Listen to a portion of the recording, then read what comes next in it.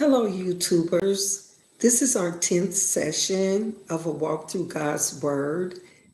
We are in Genesis chapter 10, and this is a study about the nations spread according to God's plan.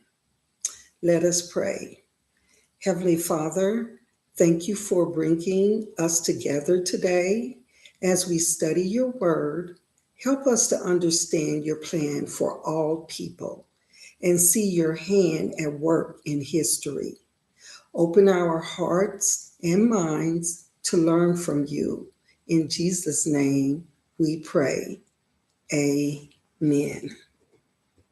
Our memory verse for today is: these are the families of the sons of Noah according to their generations in their nations. And from these, the nations were divided on the earth after the flood. And we find that in Genesis chapter 10, verse 32. Today, according to Genesis chapter 10, it is in this chapter, it is usually called the Table of Nations. It shows how the families of Noah's three sons, Shem, Ham, and Jephthah, spread across the earth after the flood. This chapter reminds us that all people come from one family and that God is sovereign over nations, languages, and boundaries. Though the chapter is full of names, its message is powerful. God keeps his promise to fill the earth, and humanity is united by a common origin. And that means that we all originated from one family, and that was Noah's three sons. So we have four key points that we will be focusing on today. And the first point is God keeps his promises. After the flood, God told Noah to be fruitful and multiply. And we found that in last week's Genesis chapter 9 in verse 1. So Genesis 10 shows us that this promise was fulfilled as families grew and spread across the earth. The second key point is that all nations come from one family. Every nation and people group traces back to Noah's sons. This teaches us that all humans are connected and equal in God's sight. We all are one. Key point number 3 is that God is in control of history. The nations did not arise by accident. This was God's directed plan.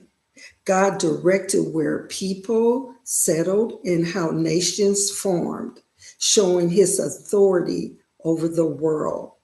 Once again, this is God's plan, and he orchestrated it all. So diversity, for key point number 4, diversity is part of God's design. Different lands, languages, cultures existed by God's plan.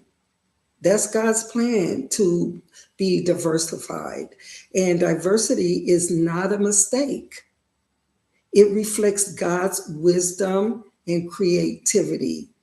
And that's why we see America replicating God's plan, in that it is truly diversified, and it is the strongest country in the world. So our life application is we are to treat all people with dignity and respect, knowing that we share a common origin. Once again, we all were originated from Noah's three sons. and we are to trust God's plan. Even when history or the world seems confusing, we need to understand that God's plan was for diversity to exist. And that is exactly what is taking place in the world, and specifically in America. And then we ought to remember that God is working through generations, not just individuals. So there's no super race, there's no super whatever we want to call it, all comes from God. But He does have His chosen people. But at this time on earth and in this world, He wants us to be diversified. Once again, you can look to how America is ran and you'll see that diversity. So the closing prayer for today is, Lord, thank you for reminding us that we are all part of your creation and your plan. Help us to love others, respect all people, and trust you with our lives. May we live in a way that honors you. In Jesus' name we pray. Amen.